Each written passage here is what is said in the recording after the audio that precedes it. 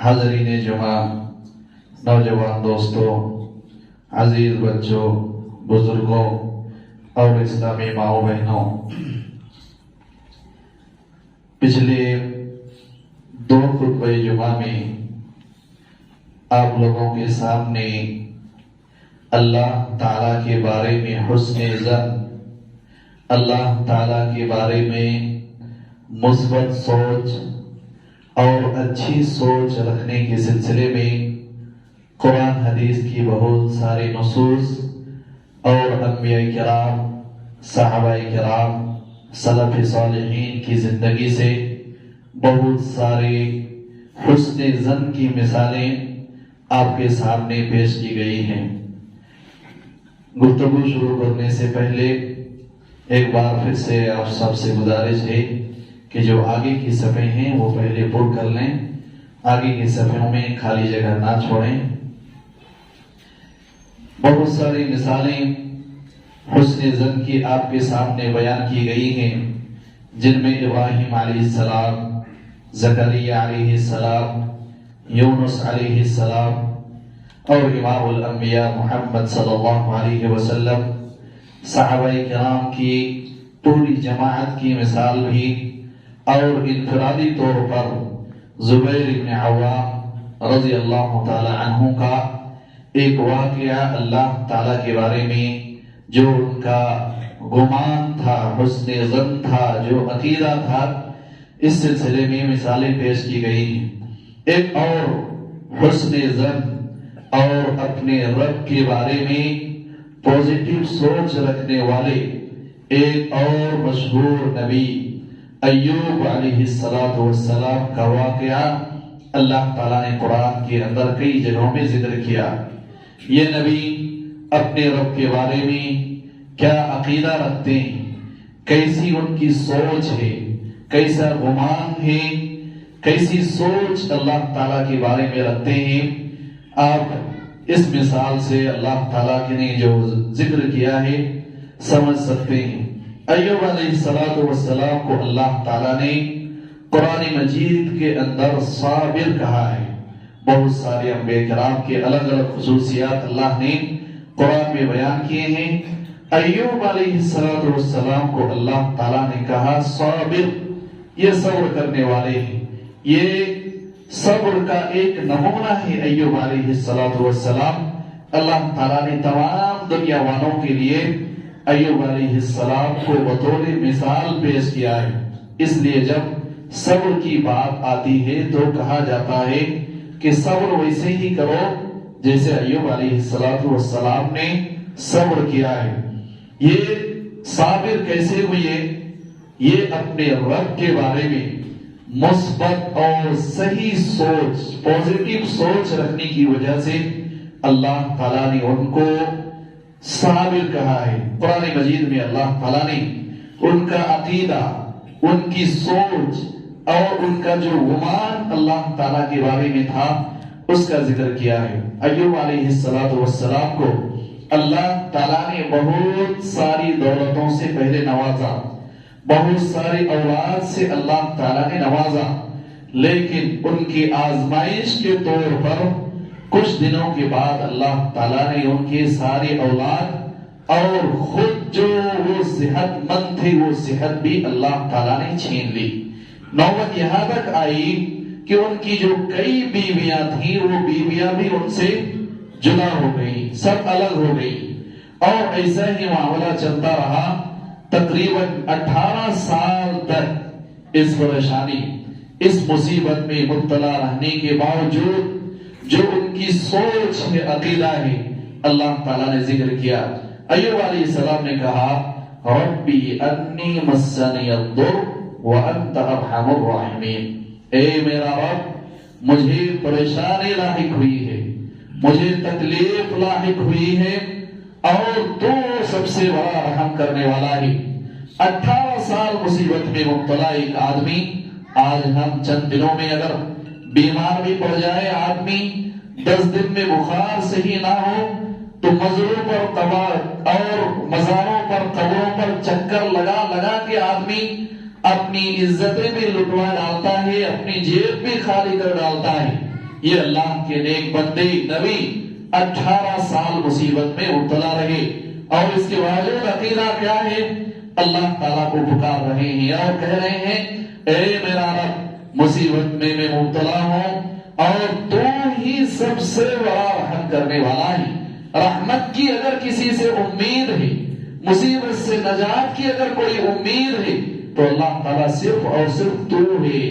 اللہ تعالیٰ نے اس عقیدے کی بنیاد پر، اللہ تعالیٰ کے بارے میں اس پوزیٹو سوچ پر اللہ تعالیٰ نے جو انعام دیا، کہا فَاسْتَجَبْنَا لَهُ فَكَشَفْنَا مَا بِهِ مِن ضُرٍّ۔ اللہ تعالیٰ نے کہا ہم نے ان کی دعا 18-19 سال کے بعد سن لی، اور جو پریشانی ان کو لاحق تھی وہ پریشانی ہم نے ان کی دور کر دی۔ یہ واقعہ ایوب علیہ السلام سے ہمیں بہت کچھ سیکھنے کو ملتی۔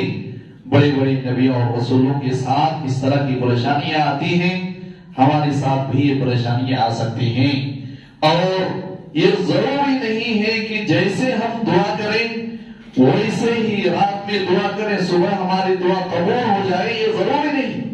یہ نبی ہے، 18 سال مصیبت میں مبتلا ہے، دعاؤں پہ دعا کر رہے ہیں، 18 سال کے بعد ان کی دعا اللہ تعالیٰ قبول فرماتا ہے۔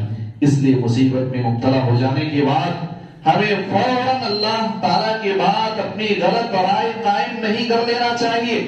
اللہ تعالیٰ کے بارے میں اچھی سوچ رکھنا چاہیے کہ اللہ تعالیٰ ضرور مصیبت سے ہمیں نجات دے گا، اس چیز کا عقیدہ ہمارے ذہن و دماغ میں ہونا چاہیے، گھبرانا نہیں چاہیے، اللہ تعالیٰ سے دعائیں کرتے رہنا چاہیے، اچھی سوچ رکھنا چاہیے۔ اور یہ نبی اور رسول کا واقعہ ہمیں یہ بھی بتاتا ہے کہ مصیبت چاہے کتنی بھی بڑی ہو، ہمیں اللہ تعالیٰ کے سامنے وہ مصیبت رکھنا چاہیے۔ اللہ تعالیٰ کی طاقت و قدرت، اللہ تعالیٰ کی رحمت اور اللہ تعالیٰ کے مغفرت کے سامنے، اس کی طاقت و قدرت کے سامنے کوئی بھی بڑی مصیبت نہیں ہو سکتی ہے۔ یونس علیہ السلام کا واقعہ آپ کے سامنے پیش کیا گیا، کتنی بڑی مصیبت، مچھلی کے پیٹ میں، سمندر کی گہرائی میں، اس سے بڑی کوئی پریشانی نہیں ہو سکتی ہے۔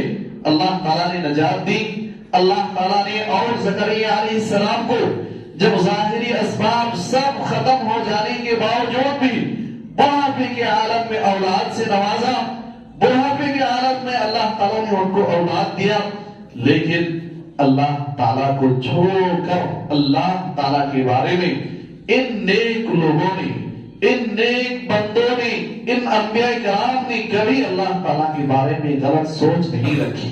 یہ تو انبیاء کرام کی مثال، صحابہ کرام کا دو واقعہ جو آپ کے سامنے پیش کیا گیا۔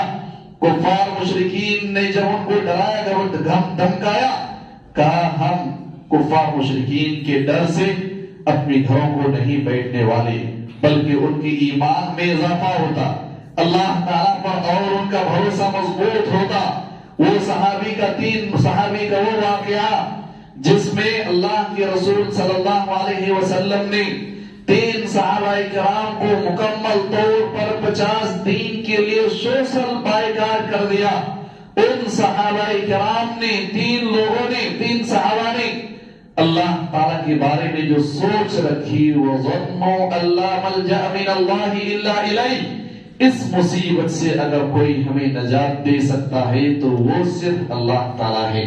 اور 50 دن کے بعد اللہ نے ان کی توبہ قبول کی، اور وہ جو امید اللہ تعالیٰ سے رکھتے تھے، اللہ تعالیٰ نے اس امید کے حساب سے ان کا معاملہ فرمایا۔ یہ حسن ظن کا چند نمونے آپ کے سامنے پیش کیے گئے ہیں، چند واقعات ہیں۔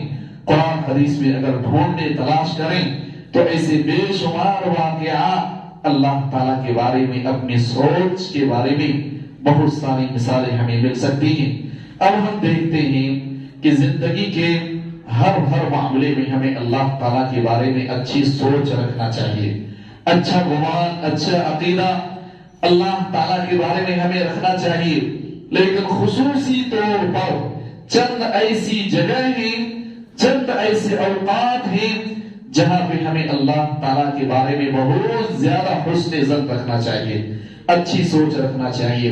اس میں سے سب سے پہلی جگہ موت کے وقت ہمیں اللہ تعالیٰ کے بارے میں اچھا گمان، اچھی سوچ، اللہ تعالیٰ ہماری گناہوں کو معاف کرے گا، ہمیں جنت میں داخل کرے گا، ہمیں اللہ تعالیٰ کی رحمتیں ملے گی، اس قسم کے حسن ظن اللہ تعالیٰ کے بارے میں رکھنا، یہ زیادہ اس کی ترغیب آئی ہے۔ اور اس کی دلیل جابر رضی اللہ تعالیٰ عنہ کی حدیث، وہ فرماتے ہیں سمعت رسول اللہ صلی اللہ علیہ وسلم قبل موته بثلاثة ایام، اللہ کے رسول صلی اللہ علیہ وسلم کو میں نے اپنی موت سے 3 دن پہلے فرماتے ہوئے سنا، لا يموتن احدكم الا وهو يحسن الظن بالله، کہ تم میں سے جس شخص کو بھی موت آئے، موت قریب ہو، تو اس کو اپنے رب کے بارے میں اچھی سوچ رکھنا چاہیے کہ اللہ تعالیٰ گناہوں کو معاف کرے گا اور اللہ تعالیٰ ہمیں جنت میں داخل کرے گا، اللہ تعالیٰ کی رحمتیں ملیں گی، اللہ ہمارے گناہوں کو معاف کرے گا۔ اس قسم کے حسن ظن ہمیں موت کے وقت خصوصی طور پر رکھنے کی ترغیب دی ہے۔ یہ روایت صحیح مسلم کے اندر موجود ہے۔ اسی طرح سے ایک اور وقت جب ہمیں اللہ تعالیٰ کے بارے میں بہت زیادہ اچھی سوچ اور حسن ظن، اچھا گمان رکھنے کی ترغیب دی گئی ہے، وہی مصیبت اور پریشانی کے وقت جو واقعات انبیاء کرام کے آپ کے سامنے پیش کیے گئے ہیں، ایوب علیہ السلام، یونس علیہ السلام، زکریا علیہ السلام، صحابہ کرام، اللہ کے نبی صلی اللہ علیہ وسلم کا غار کا واقعہ، یہ سارے واقعات ہمیں بتاتے ہیں کہ ان مصیبت کی گھڑی میں ہمیں سب سے زیادہ اللہ تعالیٰ کے بارے میں سوچ رکھنا چاہیے، اچھی سوچ اور مثبت سوچ رکھنا چاہیے۔ اسی طرح سے جہاں پہ ہمیں سب سے زیادہ اللہ تعالیٰ کے بارے میں حسن ظن رکھنے کے لیے ترغیب دی گئی ہے، ان میں سے ایک وقت دعا کا وقت ہے۔ جب ہم اللہ تعالیٰ سے دعا کریں تو اس وقت اللہ تعالیٰ کے بارے میں ہمیں یہ گمان، یہ یقین، یہ بھروسہ ہونا چاہیے کہ اللہ تعالیٰ ہماری دعا کو ضرور قبول فرمائے گا۔ اسی لیے اللہ کے رسول صلی اللہ علیہ وسلم نے فرمایا ادعوا اللہ وانتم موقنون بالاجابہ، تم اللہ تعالیٰ سے دعا کرو اس حال میں کہ تمہیں دعا کی قبولیت کا یقین ہو۔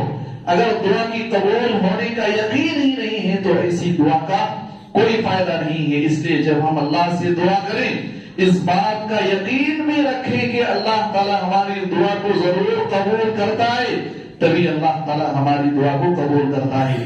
اس لیے دعا کے وقت اللہ تعالیٰ کے بارے میں اچھی سوچ اور اچھا گمان رکھنا ضروری ہے۔ اسی طرح سے جن اوقات میں ہمیں اللہ تعالیٰ کے بارے میں حسن ظن رکھنا چاہیے، ان میں سے ایک وقت توبہ اور استغفار کا بھی ہے۔ توبہ اور استغفار کے وقت بھی ہمیں اللہ تعالیٰ کے بارے میں اچھی سوچ رکھنا چاہیے کہ اللہ تعالیٰ ہمارے گناہوں کو ضرور معاف کرے گا۔ اگر ہم سچے دل سے اللہ تعالیٰ کے سامنے اپنے گناہوں کا رجسٹر رکھیں، اپنے گناہوں کو رکھیں، اللہ تعالیٰ سے التجا کریں، دعائیں کریں، اللہ تعالیٰ سے معافی مانگے، تو اللہ تعالیٰ ضرور ہماری دعا کو قبول کرے گا، ہمارے گناہوں کو معاف فرمائے گا۔ اس بات کا یقین ہمیں توبہ اور استغفار کے وقت ہونا چاہیے، اور اس کی بے شمار دلیلیں ہیں۔ ایک مشہور روایت صحیح مسلم کی میں آپ کے سامنے پیش کروں گا، جس سے پتا چلے گا کہ توبہ اور استغفار کے وقت ہمیں اللہ تعالیٰ کے بارے میں بہت زیادہ حسن ظن رکھنا چاہیے۔ یہ روایت صحیح مسلم کے اندر موجود ہے۔ یہ حدیث قدسی ہے۔ اللہ تعالیٰ فرماتا ہے اذنب عبد ذنبا فقال اللهم اغفر لي ذنبي، ایک بندہ، اللہ تعالیٰ کہتا ہے ایک بندہ جب کوئی گناہ کرتا ہے اور گناہ کرنے کے بعد مجھ سے دعا کرتا ہے کہ اللہ تعالیٰ تم میرے گناہوں کو معاف فرما، فقال تبارک و تعالی اذنب عبدی ذنبا فعلم ان له ربا یغفر الذنب ویأخذ بالذنب، کہ ایک بندہ ہے جس نے گناہ کیا، گناہ کرنے کے بعد اس کو یہ یقین ہے کہ اس کا ایک ایسا رب بھی ہے جو اس کی گناہوں کو معاف کرنے والا ہے اور اس کی گناہوں پر پکڑ بھی کرنے والا ہے۔ اس انسان کو اپنے رب کے اوپر بھروسہ ہے کہ معاف بھی کرنے والا ہے۔ ثم عاد فاذنب، پھر دوبارہ وہ گناہ کرتا ہے، توبہ کرتا ہے، اللہ گناہ معاف کرتا ہے، پھر دوبارہ گناہ کرتا ہے. فقال ان له ربا يغفر الذنب ويأخذ بالذنب. پھر وہ یہ عقیدہ رکھتا ہے کہ اللہ تعالیٰ میرا گناہوں کو معاف کرنے والا ہے، غفور الرحیم ہے. ثم عاد فأذنب فقال اے ربی اغفر لی ذنبی. پھر دوبارہ گناہ کرتا ہے، تیسری بار پھر اللہ تعالیٰ سے دعا کرتا ہے اللہ تعالیٰ تو میرے گناہوں کو معاف فرما. اللہ تعالیٰ پھر اس کے گناہوں کو معاف فرما دیتا ہے. ایسے ہی اللہ تعالیٰ کئی بار اس کی گناہوں کو اللہ تعالیٰ معاف فرماتا ہے. اور ہر توبہ اور استغفار سے پہلے، ہر گناہ کے بعد جب وہ اللہ تعالیٰ سے اپنے گناہوں کی معافی چاہتا ہے، ہر ایک سے پہلے اس انسان کا جو عقیدہ اللہ کے نبی صلی اللہ علیہ وسلم نے ذکر کیا کہ اس کا عقیدہ یہ ہوتا ہے توبہ استغفار کے وقت کہ اس کا ایک رب ہے جو انسان کے گناہوں کو معاف کرتا ہے. یعنی انسان یہ عقیدہ رکھے کہ اللہ ضرور ہمارے گناہوں کو معاف فرمائے گا. ایسی سوچ کے ساتھ اگر کوئی توبہ اور استغفار کرتا ہے تو اللہ تعالیٰ اس کے گناہوں کو معاف فرماتا ہے. اللہ تعالیٰ اس بندے کی کئی بار گناہ کے باوجود ہر بار اللہ تعالیٰ اس کے اس عقیدے کی وجہ سے اللہ تعالیٰ اس کو معاف فرماتا رہتا ہے. تو یہ مثالیں ہیں جس سے پتا چلتا ہے کہ توبہ اور استغفار کے وقت ہمیں خصوصی طور پر اللہ تعالیٰ کے بارے میں حسن ظن رکھنا چاہیے. ابھی تک آپ کے سامنے حسن ظن کے بہت سارے فوائد، بہت سارے واقعات پیش کیے گئے ہیں. اب سوال یہ ہے کہ ہم اپنے اندر حسن ظن کیسے پیدا کر سکتے ہیں؟ اللہ تعالیٰ کے بارے میں ہماری سوچ کیسے اچھی ہو سکتی ہے؟ اللہ کی نعمتوں کے بارے میں، اللہ کی رحمت کے بارے میں، یا اللہ تعالیٰ کی طاقت و قدرت کے بارے میں، یا اللہ نے ہم سے یا اپنے بندوں سے جو قیامت کے دن جو نعمتوں کا وعدہ کیا ہے ان نعمتوں کے بارے میں ہماری سوچ کیسے اچھی ہو سکتی ہے؟ کیسے ہم اچھا اللہ تعالیٰ کے بارے میں سوچ سکتے ہیں؟ اس کا طریقہ یہ ہے کہ ہم اللہ تعالیٰ کی وسیع رحمت کا علم حاصل کریں. اللہ تعالیٰ کے بارے میں جو انسان سب سے زیادہ جاننے والا ہوگا وہ انسان اللہ تعالیٰ کے بارے میں سب سے زیادہ اچھی سوچ رکھنے والا ہوگا. جو اپنے رب کے بارے میں سب سے زیادہ جانکار ہوگا وہ اللہ تعالیٰ کے بارے میں سب سے زیادہ مثبت اور پازیٹیو سوچ رکھنے والا ہوگا. اور جو انسان سب سے زیادہ کم جانے گا اللہ تعالیٰ کے بارے میں اس کی سوچ بھی ایسے ہی اللہ تعالیٰ کے بارے میں کمتر ہوتی جائے گی. اور سب سے اہم چیز اللہ تعالیٰ کے بارے میں حسن ظن کے سلسلے میں ہمیں اللہ تعالیٰ کی رحمت کا علم حاصل کرنا چاہیے. اللہ تعالیٰ کتنا بڑا رحمت والا ہے، کتنا رحیم ہے، اس چیز کا ہمیں علم ہونا چاہیے. رحمت کی، اللہ تعالیٰ کی جو رحمت ہے اس کی چند مثالیں آپ کے سامنے مختصر انداز میں پیش کرنے کی کوشش کروں گا تاکہ ہم سب کے اندر بھی اللہ تعالیٰ کے بارے میں کچھ اچھی سوچ پیدا ہو.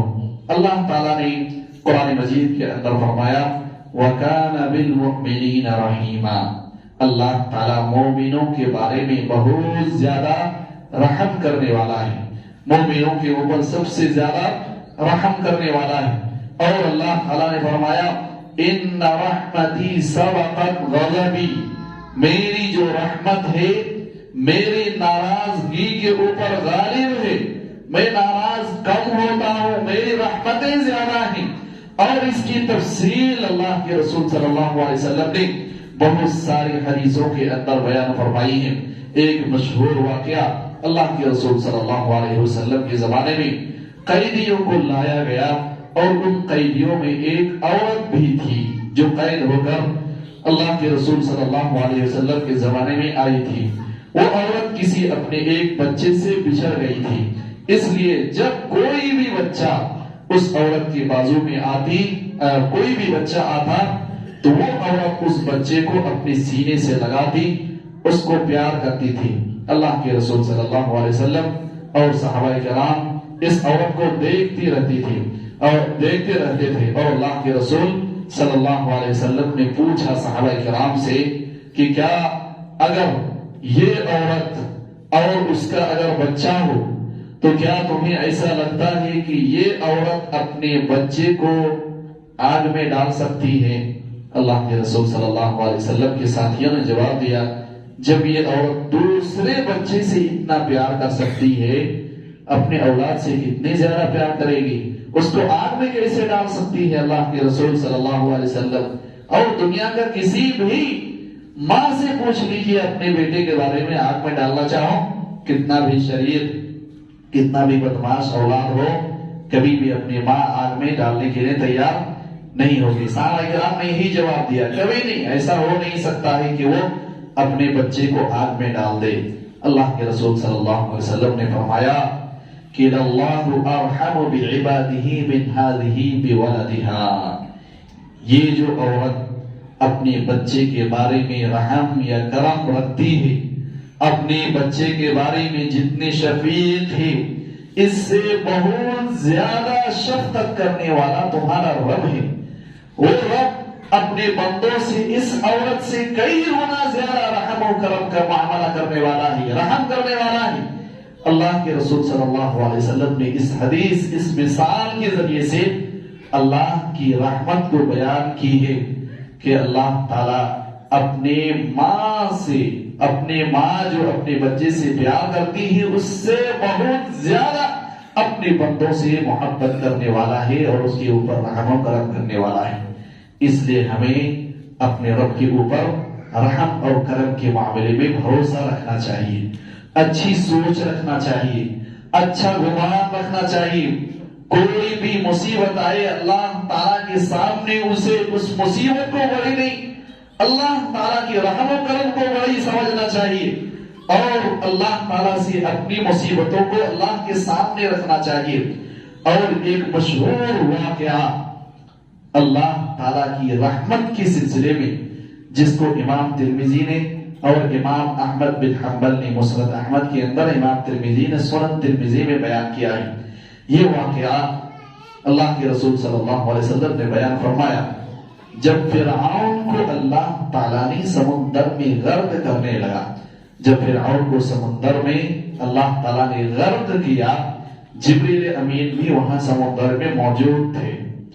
جب بھی سمندر میں وہ ڈوبنے لگا تو کہا آمنت برب موسیٰ و ہارون، کہ موسیٰ کا رب اور ہارون علیہ السلام کے رب بھی میں بھی اب ایمان لے کے آتا ہوں، اللہ مجھے بھی تو نجات دے۔ لیکن اللہ تعالیٰ کی نجات اسے نہیں ملی۔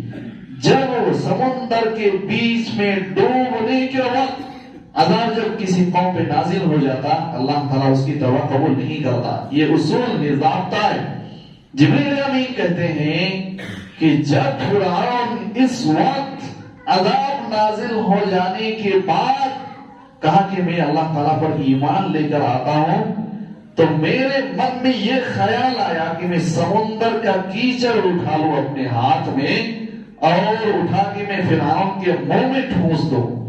مجھے ڈر تھا کہ اس اللہ کی رحمت اتنی بڑی ہے، اللہ کی رحمت اتنی وسیع ہے کہ اس وقت بھی اس بڑے ظالم کو اللہ تعالیٰ کی رحمت نہ بدل لے، اللہ تعالیٰ کہیں اس کے اوپر رحم کر کے اس کو نجات نہ دے دے۔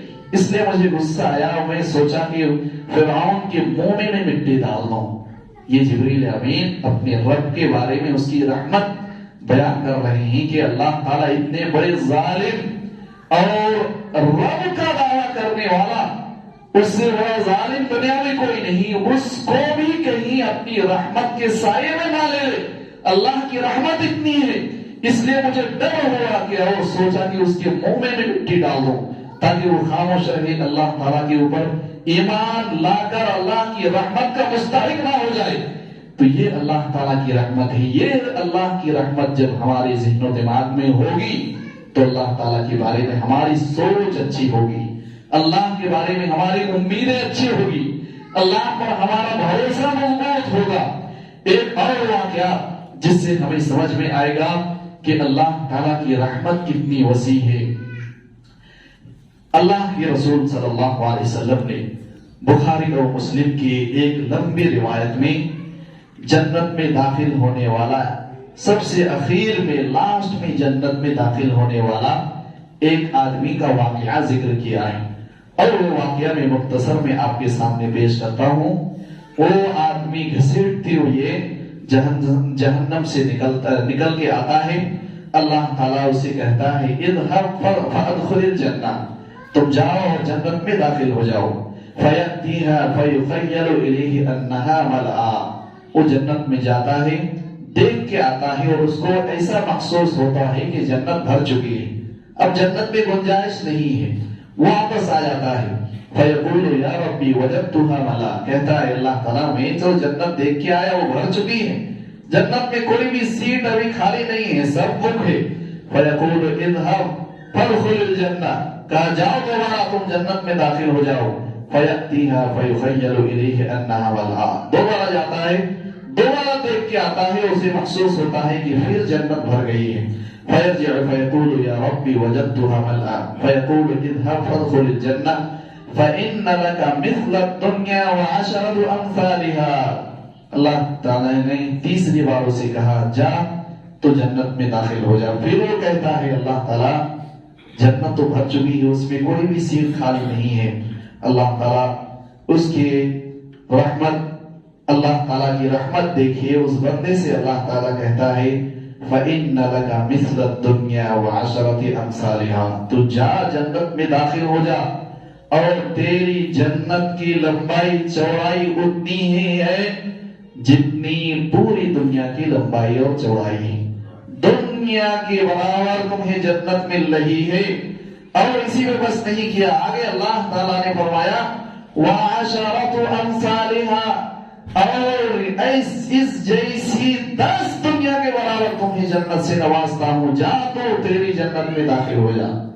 11 گنا دنیا سے 11 گنا بڑی جنت میں اللہ تعالیٰ سب سے اخیر میں جنت میں داخل ہونے والے کو یہ جنت سے نوازتا ہے، یہ اللہ تعالیٰ کی رحمت ہے۔ دوسری روایت میں 10 گنا ہے، اور اس روایت کے اندر 11 گنا ہے، دونوں روایتیں صحیح ہیں۔ ایک اور مشہور واقعہ بہت مختصر میں، یہ بھی صحیح مسلم اور صحیح بخاری کے اندر موجود ہے، اور یہ لمبا واقعہ ہے۔ مختصر میں یہ ہے کہ ایک آدمی جو جہنم میں پڑا ہوا ہوگا، اللہ تعالیٰ سے وہ گزارش کرے گا کہ اللہ تعالیٰ مجھے جہنم سے تھوڑا ہٹا دے، جہنم کی آگ میرے چہرے کو جھلسائی جا رہی ہے، اللہ تعالیٰ تو مجھے تھوڑا سا جہنم سے ہٹا دے۔ اللہ تعالیٰ اس کو جہنم کی آگ سے تھوڑا دور کر دے گا، پھر اللہ تعالیٰ اس سے وعدہ بھی کرائے گا، پورا عہد و پیمان، پورا ایگریمنٹ سائن کرے گا بندہ کہ اللہ تعالیٰ اس کے بعد میں تو اس سے کوئی بھی سوال نہیں کروں گا، کچھ نہیں مانگوں گا۔ پھر وہ آدمی جب اللہ تعالیٰ اس کو جہنم کی آگ سے تھوڑا دور کر دیتا ہے، کہتا ہے اللہ تعالیٰ مجھے تھوڑا سا اور جنت کے دروازے کے قریب کر دے۔ اللہ تعالیٰ کہتا ہے تو نے وعدہ کیا تھا نا، جہنم سے دور کر دیا، وہ وعدہ میں نے پورا کر دیا، تم اپنے وعدے کی خلاف ورزی کر رہے ہو۔ اللہ تعالیٰ کی رحمت سے مایوس نہیں بنتا کہ اللہ تعالیٰ مجھے تھوڑا جہنم سے قریب کر دے، دروازے سے قریب کر دے۔ اللہ تعالیٰ پھر اس کو جنت کے دروازے سے قریب کر دیتا ہے، وہاں جاتا ہے، جنت میں بہت ساری چیزیں، بہت نعمتیں دیکھنے ملتی ہیں۔ پھر اس کے دل میں لالچ آتی ہے، کہتا اللہ تعالیٰ مجھے ایک بار جنت میں داخل کر دے۔ اللہ تعالیٰ کہتا ہے کتنا انسان اپنے وعدے کی خلاف ورزی کرنے والا ہے، ابھی آپ کو پیمان کیا کہ میں کوئی اور سوال نہیں کروں گا، کوئی چیز نہیں مانگوں گا، پھر یہ جنت کے دروازے کے قریب ہوا، پھر ہمیں وہ اللہ جنت کے دروازے سے داخل کر دے۔ اللہ تعالیٰ پھر اس کو جنت میں داخل کر دیتا ہے۔ اور جنت جو انسان اس حالت میں سب سے اخیر میں جنت میں داخل ہونے والا انسان، اس کی جنت کی وہی کیفیت حدیث میں بیان کی گئی ہے جو آپ کے سامنے پہلے بیان کی گئی کہ اس انسان کو دنیا جیسی 10 دنیا کے برابر اللہ تعالیٰ اس انسان کو بھی جنت سے نوازتا ہے۔ یہ اللہ تعالیٰ کی رحمتیں ہیں، یہ اللہ تعالیٰ کی رحمت کی وسعت ہے، یہ ہمارا رب ہے، یہ اس رب کو ہم ماننے والے ہیں جو اپنے بندوں سے، اپنے ماں باپ سے بھی بہت زیادہ مہربان اور رحم کرنے والا ہے۔ اسی لیے جب اللہ کے رسول صلی اللہ علیہ وسلم کے پاس کچھ کفار و مشرکین آئے جنہوں نے بہت زیادہ گناہ کا کام کیا تھا، زنا کیا تھا، کفر کیا تھا، ڈاکہ ڈالا تھا، دنیا کی کوئی جرائم ایسا نہیں جن کو انہوں نے نہیں کیا، ان کے گناہوں کی کثرت کی وجہ سے خود ان کو لگا کہ اللہ تعالیٰ ہمیں معاف نہیں کرے گا۔ اللہ کے رسول صلی اللہ علیہ وسلم کے پاس آئے، کہا آپ کی بات تو ٹھیک ہے ایمان لانے کی، مسلمان ہو جانے کی، لیکن ہمارے گناہوں کی رجسٹر اتنی بڑی ہے کہ ہمیں اللہ تعالیٰ معاف نہیں کرے گا، اتنے زیادہ ہم خطا کار ہیں کہ ہمیں کوئی امید ہی نہیں ہے بچنے کی۔ اللہ تعالیٰ نے فوراً قرآن مجید کے اندر آیت نازل کری، قل یا عبادی الذین اسرفوا علی انفسہم لا تقنطوا من رحمت اللہ ان اللہ یغفر الذنوب جميعا۔ اے اللہ کے رسول صلی اللہ علیہ وسلم، ان گناہوں کی کثرت، بکثرت گناہ کرنے والے، گناہ کرتے کرتے حد سے تجاوز کرنے والے لوگوں کو بھی آپ کہہ دیجئے کہ وہ اپنے رب کی رحمت سے مایوس نہیں ہو۔ ان اللہ یغفر الذنوب جميعا، اللہ تعالیٰ ان تمام لوگوں کو اسلام لانے کی وجہ سے، توبہ کر لینے کی وجہ سے تمام گناہوں کو اللہ معاف فرما دے گا۔ کتنے بھی گناہوں کا بوجھ ہو، کتنے ہی گناہوں کا پہاڑ لے کر آئے، اللہ تعالیٰ کہتا ہے سارے گناہوں کو میں معاف فرما دوں گا۔ ان بندوں کو اعلان کر دو وہ اللہ کی رحمت سے مایوس نہ ہو، اللہ کی رحمت اللہ کے سامنے جھک کے تو دیکھے، اللہ سے مانگ کے تو دیکھے، اللہ تعالیٰ کی کتنی رحمتیں ہیں، ان کو مایوس ہونے کی ضرورت نہیں ہے۔ اور اللہ کے رسول صلی اللہ علیہ وسلم نے حدیث قدسی میں بیان فرمایا، اللہ تعالیٰ کہتا ہے یا ابن آدم انک لو اتیتنی بقراب الارض خطایا، اے ابن آدم اگر تم زمین بھر گناہ لے کے آؤ، زمین بھر، اور دوسری روایتوں میں اتنا گناہ ہو تمہارا کہ آسمان زمین کے درمیان کی خلا بھر جائے، دنیا آسمان کے برابر گناہ لے کے آؤ، دنیا بھر کا گناہ لے کے آؤ، کتنا بھی گناہ ہو، لو اتیتنی ثم لا تشرک بی شیئا لاتیتک بقرابها مغفرۃ، لیکن صرف ایک گناہ تو نے نہیں کیا، ایک شرط ہے، تو نے دنیا کا سارا گناہ کیا، ایک گناہ نہ کیا ہو، اور وہ ہے میرے ساتھ کسی کو شریک نہیں ٹھہرایا۔ شرک کا گناہ تو نے اگر نہیں کیا ہے تو ان تمام زمین پر گناہوں کو میں تمہارا معاف کر دوں گا۔ یہ اللہ تعالیٰ کا وعدہ ہے، یہ اللہ تعالیٰ کی رحمت ہے۔ اللہ تعالیٰ اپنے بندوں پہ سب سے زیادہ مہربان رحم کرنے والا ہے، اس لیے ہمیں اللہ تعالیٰ سے کبھی بھی کسی بھی مصیبت میں مایوس نہیں ہونا چاہیے۔ آج بہت سارے نوجوان، بہت سارے لوگ اپنے ذہن میں یہ اشکال لیے ہمارا گناہ کا ایک لمبی فہرست ہے، گناہوں کی ایک لمبی لسٹ ہے، ہم نماز پڑھیں گے کیا ہوگا، ہم مسجد میں جائیں گے کیا ہوگا، نہیں، یہ سوچنے کی ضرورت نہیں ہے۔ اللہ تعالیٰ کی رحمت کے سامنے دنیا کا کوئی بھی گناہ کچھ بھی حیثیت نہیں رکھتا، اس لیے ہم اللہ تعالیٰ کی رحمت کو حاصل کرنے کا جو قرآن حدیث میں راستہ بتایا گیا اس راستے پر چلنے کی کوشش کریں، اللہ تعالیٰ ہمارے تمام گناہوں کو معاف فرمائے گا۔ لیکن اس کا مطلب بھی یہ نہیں ہے کہ ہم صرف اللہ تعالیٰ کی رحمت کی امید ہی رکھیں اور اللہ تعالیٰ کی رحمت کے حصول کا جو طریقہ ہے اس پہ نہ چلیں۔ ہم صرف یہ ذہن میں رکھیں اللہ بہت رحمت کرنے والا ہے، زنا کر رہے ہیں، چوری کر رہے ہیں، ڈاکہ ڈال رہے ہیں اور گناہوں سے توبہ نہیں ہے، نیک کام کا کوئی جذبہ نہیں ہے، یہ اللہ تعالیٰ کے بارے میں حسن ظن نہیں ہے۔ اس لیے حسن بصری رحمت اللہ علیہ فرماتے ہیں ان العبد المؤمن احسن الظن بربه فاحسن العمل، جو مومن بندہ ہوتا ہے وہ اپنے رب کے بارے میں جب اچھا گمان رکھتا ہے تو نیک کام کرتا ہے، وَإِنَّ الْفَاجِرَ أَسَاءَ الظَّنَّ بِرَبِّهِ فَأَسَاءَ الْعَمَلَ، جو فاسق ہوتا ہے، فاجر، کافر ہوتا ہے، وہ اپنے رب کے بارے میں غلط سوچ رکھتا ہے اور غلط عمل کرتا ہے۔ علامہ ابن القیم رحمۃ اللہ علیہ نے فرمایا ان احسن الناس ظنا بربهم اطوعهم له، اپنے رب کے بارے میں سب سے اچھی سوچ رکھنے والے وہ لوگ ہوتے ہیں جو اپنے رب کی سب سے زیادہ اطاعت کرنے والے لوگ ہیں۔ اللہ تعالیٰ کے بارے میں کون لوگ اچھی سوچتے ہیں؟ جو اللہ کی اطاعت کرتے ہیں، اللہ کی عبادت کرتے ہیں، اللہ کی کہی ہوئی باتوں پر عمل کرتے ہیں۔ اگر یہ آدمی بول رہا ہے کہ میں اللہ کے بارے میں اچھی سوچ رکھتا ہوں لیکن عمل میں پیچھے ہے، یہ حسن ظن نہیں، یہ اللہ کے بارے میں اچھی سوچ نہیں ہے۔ اس لیے ابن القیم رحمۃ اللہ علیہ نے فرمایا کہ اپنے رب کے بارے میں سب سے اچھی سوچ رکھنے والے وہ لوگ ہیں جو اپنے رب کی سب سے زیادہ اطاعت کرنے والے لوگ ہیں۔ اس لیے صرف سوچ رکھنا نہیں، سوچ کے ساتھ ساتھ ہمیں نیک عمل کرنا ضروری ہے۔ اللہ تعالیٰ سے دعا ہے کہ اللہ تعالیٰ تو اپنے بارے میں ہم سب کو حسن ظن رکھنے کی توفیق عطا فرمائے۔ اللہ تعالیٰ تو بہت وسیع رحمت والا ہے، اللہ تعالیٰ تو ہم سب کے اوپر بہت ساری رحمتیں نازل فرما۔ اللہ تعالیٰ تو اپنے رحم و کرم کرتے ہوئے اللہ تعالیٰ تو ہمارے گناہوں کو معاف فرما۔ اللہ ہم سب کو مصیبتوں سے نجات دے، جو بھی ہم میں سے پریشان حال ہیں اللہ تعالیٰ تو اپنے رحم و کرم سے ان تمام پریشانیوں سے سب کو نجات دے۔ اللہ تعالیٰ جب تک تو ہمیں زندہ رکھ، ایمان اور اسلام کی حالت پر زندہ رکھ، اور جب ہمارا خاتمہ ہو ایمان اور اسلام کی حالت پر ہو۔ بارک اللہ لنا ولکم فی القرآن المجید ونفعني وإياكم بالآيات والذكر الحميد إنه تعالى جواد كريم ملك بر رؤوف رحيم۔